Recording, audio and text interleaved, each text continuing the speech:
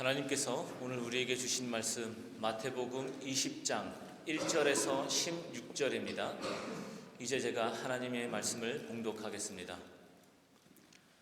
하늘나라는 자기 포도원에서 일할 일꾼을 고용하려고 이른 아침에 집을 나선 어떤 포도원 주인과 같다. 그는 품삯을 하루에 한 데나리온으로 일꾼들과 합의하고 그들을 자기 포도원으로 보냈다. 그리고서 9시쯤에 나가서 보니 사람들이 장터에 빈둥거리며 서 있었다. 그는 그들에게 말하기를 여러분도 포도원에 가서 일을 하시오. 적당한 품삯을 주겠소 하였다. 그래서 그들이 일을 하러 떠났다. 주인이 다시 12시와 오후 3시쯤에 나가서 그렇게 하였다. 오후 5시쯤에 주인이 또 나가보니 아직도 빈둥거리고 있는 사람들이 있어서 그들에게 왜 당신들은 온종일 이렇게 하는 일 없이 빈둥거리고 있소? 하고 물었다. 그들이 그에게 대답하기를 아무도 우리에게 일을 시켜주지 않아서 이러고 있습니다 하였다. 그래서 그는 당신들도 포도원에 가서 일을 하시오 하고 말하였다. 저녁이 되니 포도원 주인이 자기 관리인에게 말하기를 일꾼들을 불러 맨 나중에 온 사람들로부터 시작하여 맨 먼저 온 사람들에게까지 품삯을 치르시오 하였다. 오후 5시쯤부터 일을 한 일꾼들이 와서 한 데나리온씩을 받았다. 그런데 맨 처음에 와서 일을 한 사람들은 은근히 좀 더 받으려니 하고 생각하였는데 그들도 한 데나리온씩을 받았다. 그들은 받고 나서 주인에게 투덜거리며 말하였다. 마지막에 온 이 사람들은 1시간밖에 일하지 않았는데도 찌는 더위 속에서 온종일 수고한 우리들과 똑같이 대우하였습니다. 그러자 주인이 그들 가운데 한 사람에게 말하기를 이보시오, 나는 당신을 부당하게 대한 것이 아니오. 당신은 나와 한 데나리온으로 합의하지 않았소. 당신의 품삯이나 받아가지고 돌아가시오. 당신에게 주는 것과 꼭 같이 이 마지막 사람에게 주는 것이 내 뜻이요. 내 것을 가지고 내 뜻대로 할 수 없다는 말이요. 내가 후하기 때문에 그것이 당신 눈에 거슬리오 하였다. 이와 같이 꼴찌들이 첫째가 되고 첫째들이 꼴찌가 될 것이다. 아멘. 고등학교 방학 때 친구와 둘이서 인력사무소를 찾았던 적이 있습니다. 인력사무소가 뭔지 아세요? 네. 모르세요? 모르시는 분이 계시네요. 인력사무소. 이제 일거리를 찾아서 하루 일당을 받는 그런 이제 사무실이죠. 그 사무실에 모든 그 어떤 작업들 의뢰가 들어오면은 이제 그곳에 사람을 파견하는 거죠. 이제 일당을 주면서 이제 그런 인력사무소에 방학 때 갔던 적이 있습니다. 그냥 색다른 경험도 해보고 싶고 돈도 벌 수 있을 것 같아서 아침 일찍 사무소를 찾았습니다. 하지만 아무리 기다려도 일감이 오지 않았습니다. 사무소 사장님은 조금만 더 기다려보라고 했는데 그 조금이 어느덧 9시가 되었습니다. 인력사무소에 가보신 분이 별로 없을 것 같지만 이제 가보신 분들은 아실 거예요. 보통 6시 이전에 그날의 일감은 거의 다 마감이 됩니다. 가장 활발한 시간은 새벽 5시 전후입니다. 제가 그제서야 알았습니다. 오늘은 부르심이 없다는 것을.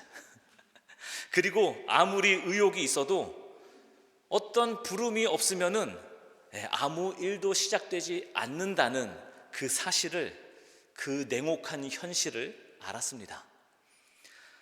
우리는 하루에도 수없이 어딘가에 서 있습니다. 마트나 병원 줄 앞에 서 있기도 하고, 그리고 때로는 어떤 결과 앞에 서 있기도 합니다. 학교에서는 시험 결과 앞에 서 있기도 하고, 일터에서는 성과 앞에 섭니다. 그래서 우리가 때로는 그런 신앙 안에서도 우리는 종종 같은 방식으로 생각하게 됩니다. 우리가 한 만큼 인정받고 수고한 만큼 평가받는 세상에 익숙해졌기 때문입니다. 그래서 그런 기준이 어느새 우리 신앙 안으로 들어왔습니다. 나는 이만큼 했는데, 나는 오래 믿었는데, 나는 꽤 열심히 섬겼는데, 이렇게 우리는 하나님 앞에서도 자기도 모르게 은혜보다 수고를 먼저 떠올리는 신앙에 익숙해졌는지도 모릅니다. 그런데 오늘 말씀은 신앙의 시작이 수고가 아니라 은혜임을 보여줍니다. 너는 그동안 살아오면서 무엇을 했느냐가 아니라 내가 너를 불렀다는 은혜의 출발점을 다시 보여주십니다. 오늘 본문 말씀은 일의 성과도 아니고 일당의 비교에 대한 이야기도 아닙니다. 부르심 앞에 서 있는 사람들의 이야기입니다. 그리고 이 말씀이 우리에게 주는 질문은 이것입니다. 너는 지금 어디에 서 있느냐? 성과 앞에 서 있느냐? 비교 앞에 서 있느냐? 아니면 하나님의 부르심 앞에 서 있느냐? 그리고 이 질문을 우리 각자의 마음에 던져보면 좋겠습니다. 나는 지금 무엇 앞에 서 있는가? 보상 앞인가? 아니면 부르심 앞인가? 오늘 본문에서 예수님은 포도원을 가진 주인의 이야기를 들려주십니다. 이 이야기는 아직 하나님을 모르는 사람들에게 들려주신 이야기가 아닙니다. 이미 예수님 곁에 있었고 이미 주님을 따르고 있다고 생각하던 사람들에게 들려주신 이야기입니다. 이 포도원 이야기에서 나오는 이 주인은 일감을 얻으려는 사람들이 자신을 찾아오기를 기다리지 않았습니다. 오히려 직접 사람들이 모여있는 장터로 나가서 사람들을 찾았습니다. 그것도 수시로 나갑니다. 이른 아침에 일꾼을 구하기 위해 장터를 나갔습니다. 오전 9시에도 나갔습니다. 낮 12시 정오에도 나갔습니다. 오후 3시에도 다시 나갑니다. 그리고 하루가 거의 끝나가는 해질 무렵에도 또 한 번 장터로 향합니다. 이 장터는 일감을 바라는 사람들이 모여 있던 곳입니다. 그날 벌어서 그 날을 살아야 했던 사람들이 누군가 자기를 불러주기를 기다리며 서 있던 자리입니다. 그곳에 서 있던 사람들은 게으른 사람들이 아니었습니다. 놀고 싶어서 하루 종일 오후까지 남아있던 것도 아닙니다. 아무도 자신들을 불러주지 않아서 그저 서서 기다릴 수밖에 없었던 사람들이었습니다. 그래서 포도원 주인이 묻습니다. 왜 당신들은 온종일 이렇게 하는 일 없이 빈둥거리고 있어? 이 물음에 그들의 대답은 아주 솔직했습니다. 아무도 우리에게 일을 시켜주지 않아서 이러고 있습니다. 이 말은 그저 하루 종일 아무도 그들을 불러주지 않았다는 말입니다. 그리고 이 주인은 그들의 지난 시간을 따지지 않았습니다. 하루 종일 뭐 했어? 이렇게 따지지 않았습니다. 왜 아직까지 장터에 남아 있었는지도 묻지 않았습니다. 그저 이렇게 말합니다. 당신들도 포도원에 가서 일을 하시오. 이 주인은 누가 일을 잘하게 생겼는지 살펴보지도 않았고 사람을 고르지도 않았습니다. 사람을 부르시는 분이었습니다.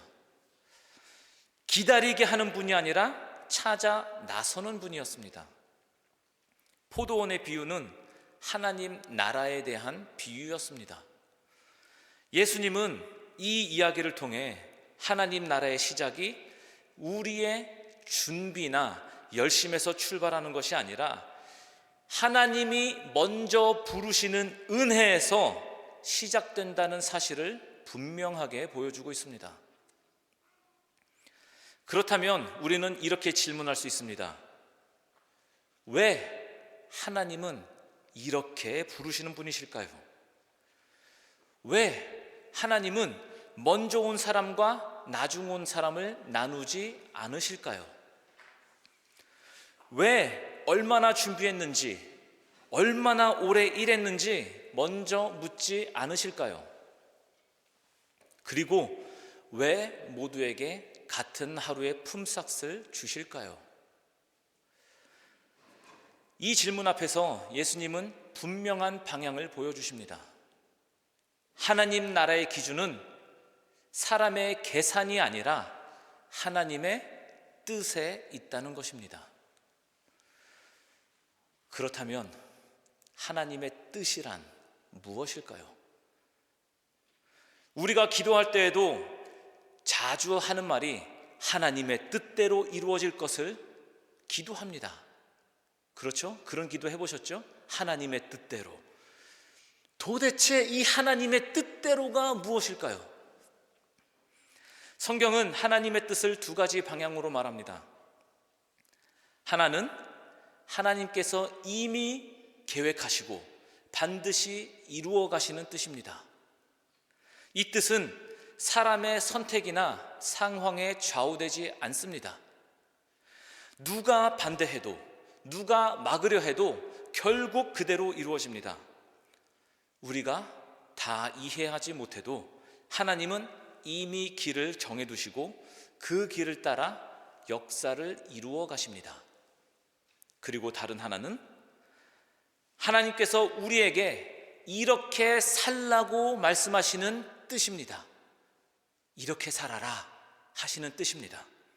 이 뜻은 우리에게 선택의 여지를, 선택의 자리를 남겨두셨습니다.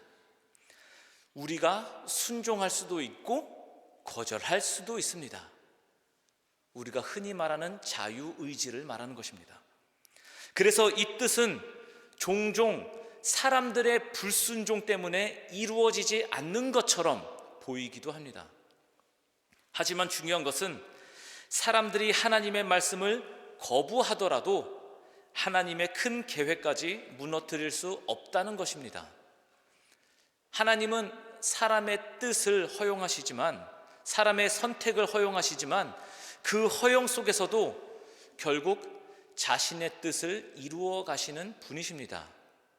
이 말은 끝까지 선한 길로 이끌어 가시는 분이시라는 것입니다. 우리가 잘못 선택했을지라도 끝까지 우리를 포기하지 않으시고 다시 찾아오셔서 우리를 선한 길로 이끌어 가시는 분이시라는 것입니다. 오늘 포도원 이야기는 하나님이 이미 마음에 정해두신 뜻을 어떻게 끝까지 이루어 가시는지를 보여주는 이야기입니다.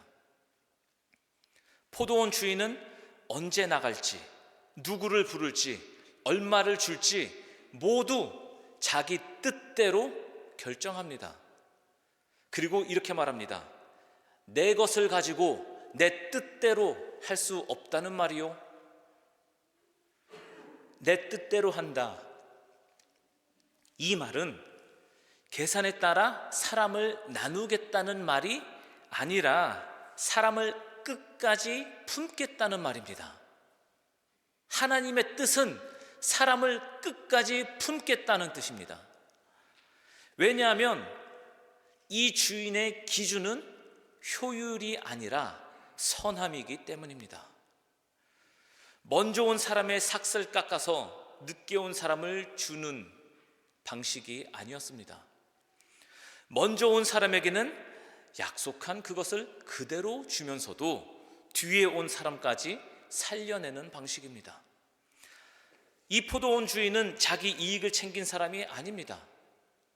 아무도 불러주지 않아서 하루 종일 장터에서 손가락만 빨고 있던 사람들을 그대로 두고 지나가지 않는 사람이었습니다. 포도원 비유가 전하려는 메시지는 분명합니다. 하나님의 뜻이 어려운 것이 아니라 그 뜻을 바라보는 우리의 마음이 흔들린다는 것입니다.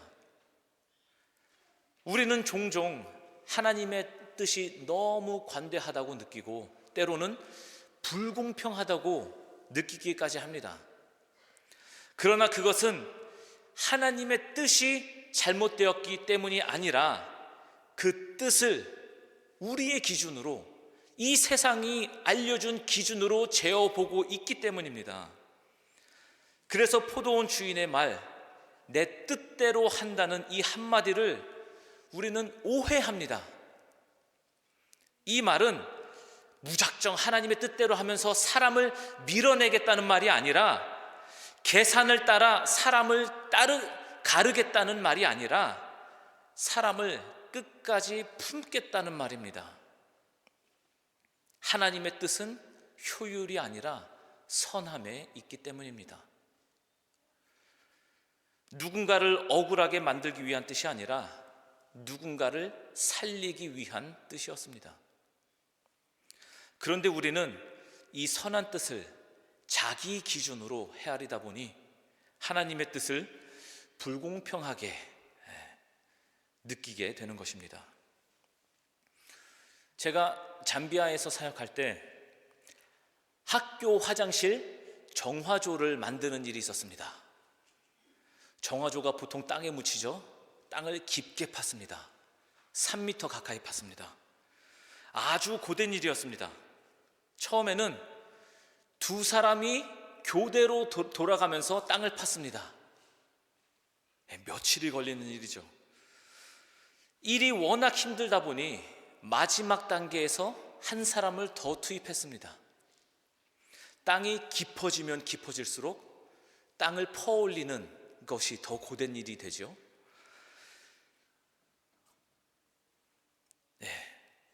마지막 단계에서 한 사람을 더 투입을 했는데 그 사람은 비교적 짧은 시간을 더 일하게 된 것이겠죠. 공사가 끝난 뒤에 근무일에 맞춰서 임금을 지불했습니다. 그리고 돌아가는 길에 식구들과 함께 나눠 먹으라고 미리 따다 놓은 바나나를 똑같이 한 송이씩, 보통 한 송이에 몇 개가 달려있죠? 열 몇 개가 달려있죠? 그렇게 한 송이씩 나누어 주었습니다. 모두에게 똑같이 나눠 줬습니다. 그런데 돌아가는 그들의 뒷모습을 보니 한참 논쟁 중인 것을 봤습니다. 바나나 개수 때문이었습니다. 그 순간 분명해졌습니다. 이미 자기 손에 있는 바나나는 보지 못하고 다른 사람의 몫을 더 자세하게 바라보게 된 것입니다. 바로 이것이 포도원 이야기 속에서 아침 일찍 온 사람들이 가지고 있던 시선입니다. 사실 이런 시선은 그들만의 문제가 아닙니다. 우리도 신앙 안에서 얼마든지 이런 시선을 가질 수 있습니다. 하나님이 이미 내게 주신 은혜보다 다른 사람이 받은 은혜가 더 크게 보일 때가 있습니다. 내 수고와 헌신을 어느새 내 신앙의 기준으로 삼을 때가 있습니다. 얼마나 오래 믿었는지, 얼마나 많이 섬겼는지를 자꾸 따지게 됩니다. 그러다 보면 내가 받은 은혜보다 다른 사람이 받은 대우가 더 크게 보일 때가 있습니다. 왜 저 사람은 나와 같은 대우를 받지? 이 질문에 우리의 마음이 머물 때가 있습니다. 이 순간 우리는 은혜를 바라보는 사람이 아니라 비교로 신앙을 재단하는 사람이 됩니다. 하나님 앞에 서 있다고 말하지만 사실은 하나님을 바라보고 있는 것이 아니라 사람을 바라보고 있는 상태입니다. 예수님은 오늘 이 비유를 통해 우리의 수고를 무시하는 것이 아닙니다. 우리의 헌신을 가볍게 여기시는 것도 아닙니다. 다만 한 가지를 분명히 하십니다. 우리의 신앙은 내가 얼마나 수고하며 일했느냐에서 시작되는 것이 아니라 먼저 은혜로 불러주셨다는 사실에서 시작됩니다. 우리의 신앙은 하나님의 부르심에서 시작된다는 것을 알아야 합니다. 예수님은 이 이야기를 통해 우리로 하여금 우리의 시선을 돌아보게 하십니다. 나는 지금 은혜를 보고 있는가? 아니면 비교를 보고 있는가?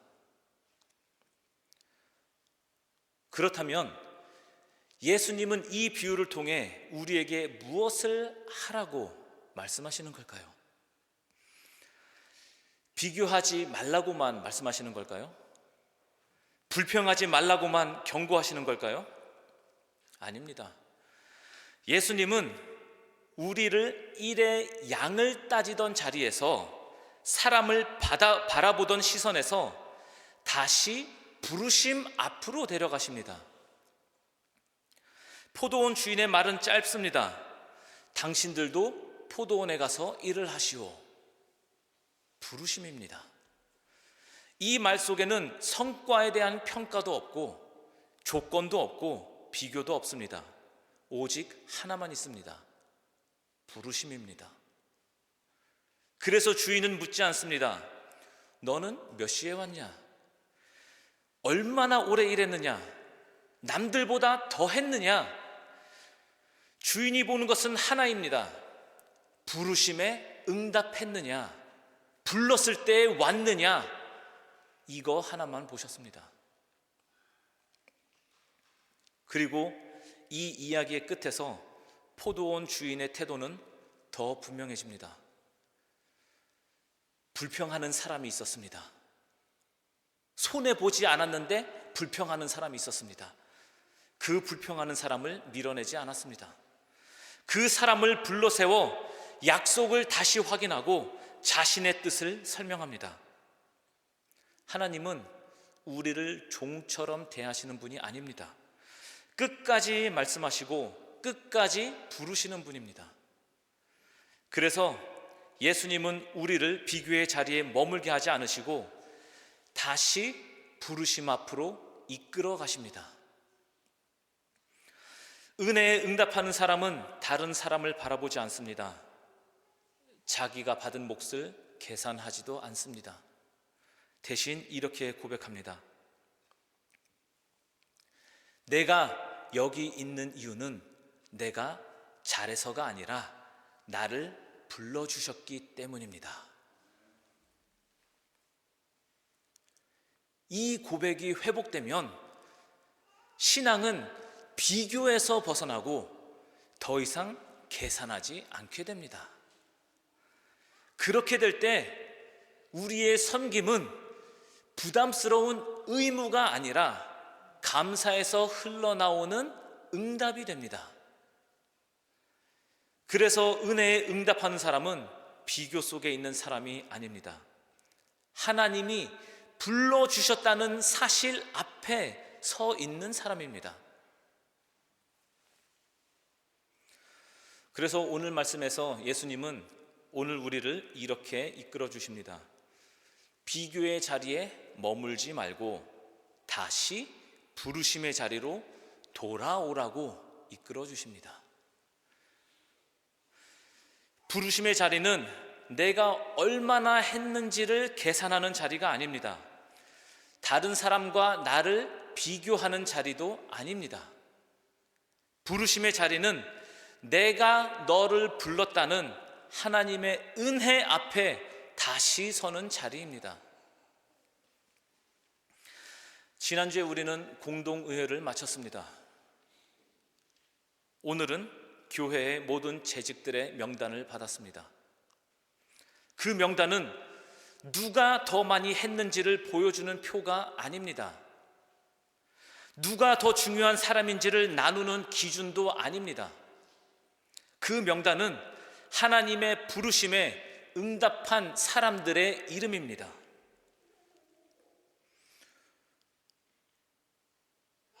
눈에 띄는 자리이든 잘 보이지 않는 자리이든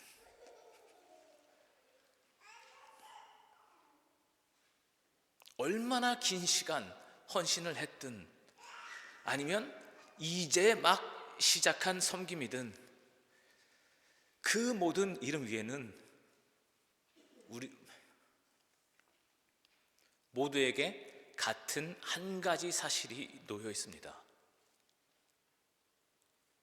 하나님이 나를 불러주셨다.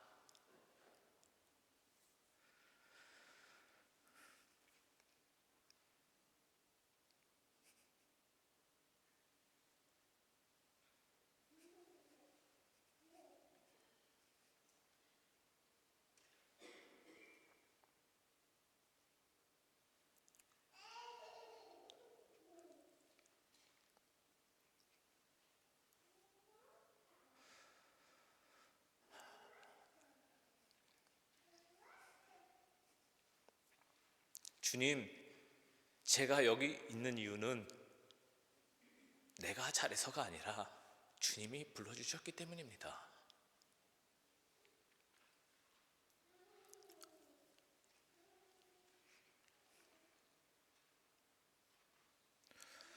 제가 이 직분을 받고 이 사역을 하는 이유는 내가 잘해서가 아니라 하나님께서 불러주셨기 때문입니다.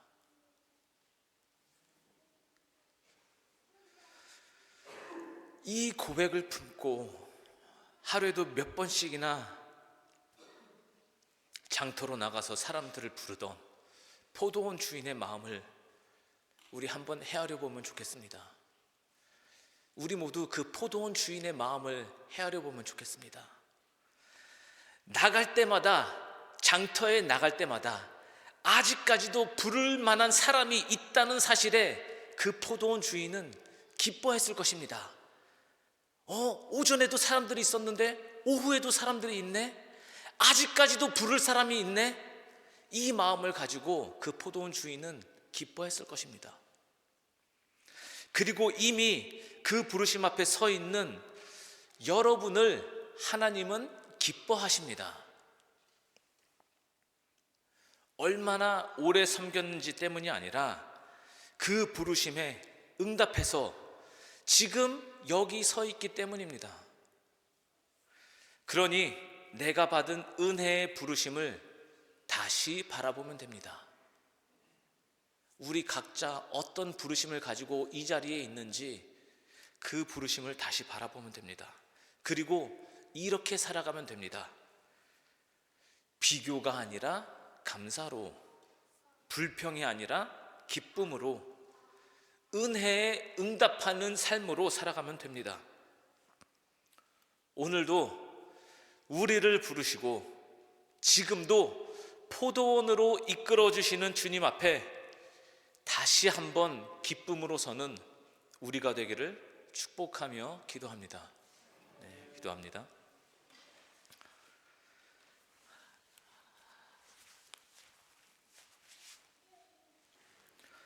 하나님 아버지,